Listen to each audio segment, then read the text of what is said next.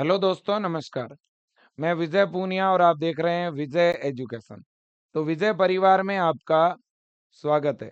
प्यारे बच्चों, जैसा कि मैं पहले से ही आपको बता रहा था कि आरयूएचएस में एक सिस्टम होता है दिव्यांग बच्चों का मेडिकल चेकअप, दिव्यांग बच्चों का सर्टिफिकेट अप्रूव करने का, कि दिव्यांग बच्चों ने जो सर्टिफिकेट बना रखा है दिव्यांगता, वो सही है या नहीं है, उनका दिव्यांगता परसेंटेज कितना है, वो आरयूएचएस काउंसलिंग के लिए एलिजिबल है या नहीं है।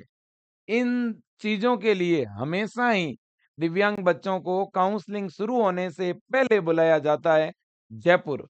लेकिन इस बार काउंसलिंग शुरू होने के साथ बुलाया गया है और आज वो अपडेट भी आ गया है। इस चीज का हमेशा हमने विरोध किया है। ये बिल्कुल भी सही तरीका नहीं है आरयूएचएस का, है ना? लेकिन आरयूएचएस हमेशा बुलाता है दिव्यांग बच्चों को काउंसलिंग के दौरान, ठीक है ना? ये जो मेडिकल चेकअप है, डॉक्यूमेंट चेकअप है, ये तो जब बच्चे रिपोर्टिंग कराने आते हैं उस समय ऑलरेडी गवर्नमेंट कॉलेजों के अंदर, गवर्नमेंट हॉस्पिटल में बच्चों को भेजा जाता है मेडिकल फिटनेस के लिए। फिर भी चलो, इनका अपना सिस्टम है, ये फॉलो कर रहे हैं, ठीक है। अब बच्चों, इसका क्या शेड्यूल है, क्या प्रोसीजर है, अपन उसकी बात करेंगे, ठीक है ना? तो सारे दिव्यांग भाई बहन ध्यान से सुने। प्रत्येक कॉलेज में दिव्यांग बच्चों के लिए 5% का कोटा होता है बेटा। 5% हर एक कॉलेज की सीटें दिव्यांग बच्चों के लिए रिजर्व रहती है, ठीक है ना? लेकिन वही दिव्यांग बच्चा एडमिशन ले पाएगा उन सीटों पर जिसका दिव्यांगता सर्टिफिकेट एकदम सही हो, वैलिड हो, है ना? और उसका उसका जो सर्टिफिकेट है और दिव्यांगता का जो परसेंटेज है ना, वो अब आपका चेक होगा जयपुर के अंदर। ये पर ईयर ऐसे ही होता है, चेकअप के लिए आपको बुलाया जाता है। अभी-अभी नोटिफिकेशन आया है आरयूएचएस की साइट पर। हम आरयूएचएस की वेबसाइट पे चलते हैं बेटा। ये आरयूएचएस की साइट है ruhs.org, ठीक है ना? ruhsraj.org।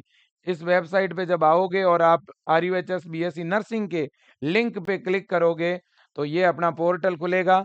इस पोर्टल में सबसे पहले तो ये काउंसलिंग का शेड्यूल है, आप देख सकते हो बेटा, है ना? हमारी जो काउंसलिंग प्रक्रिया है बेटा, आपको सभी को पता है ना? हमारी जो काउंसलिंग प्रक्रिया है, आप सबको पता है बेटा कि आरयूएचएस की जो ये काउंसलिंग प्रक्रिया है, ये कब तक चलने वाली है? ये 24 अक्टूबर 2024 तक चलेगी। 24 अक्टूबर तक आप चॉइस फिलिंग कर पाओगे, ठीक है ना? अब इन्होंने क्या किया है कि जितने भी जो दिव्यांग बच्चे हैं, जो फिजिकली हैंडीकैप्ड कैंडिडेट हैं, उनको बुलाया है जयपुर।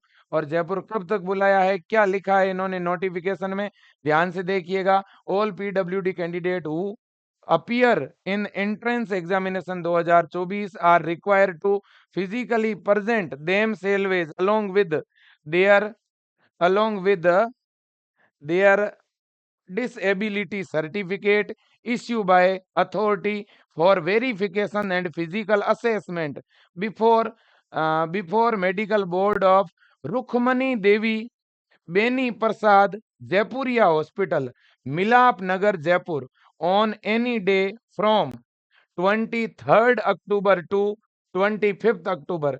23 अक्टूबर से लेकर 25 अक्टूबर के बीच में आप कभी भी जयपुरिया हॉस्पिटल जयपुर जाएंगे, वहां पर आपका डॉक्यूमेंट जो है, फिजिकल डिसेबिलिटी सर्टिफिकेट है, वो चेक होगा और आपका फिजिकल असेसमेंट भी होगा, ठीक है कि नहीं? आपको साथ में क्या लेके जाने हैं? 2 पासपोर्ट साइज फोटो भी अपने लेके जाने हैं, ठीक है ना? हाँ जी। इसके बाद में बच्चों, और इन्होंने यहाँ पे कुछ ऐसा लिखा नहीं। तो देखिए, जितने भी मेरे दिव्यांग भाई बहन हैं, ठीक है, मेरा उनसे फिर अनुरोध रहेगा कि बेटा आपको आपको 23 अक्टूबर से 25 अक्टूबर, ये डेट नोट कर लेना। 23 अक्टूबर से 25 अक्टूबर के बीच में कहाँ जाना है? जयपुरिया जयपुरिया हॉस्पिटल, है ना?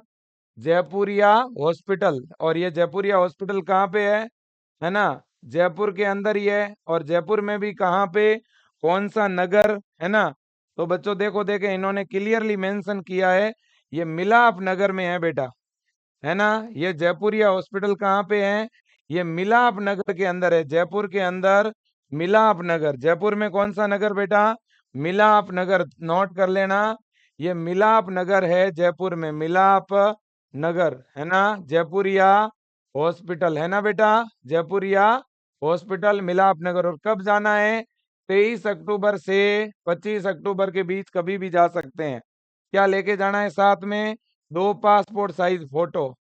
इसके अलावा आपका जो दिव्यांगता सर्टिफिकेट बना हुआ है वो आपको साथ में ले जाना है।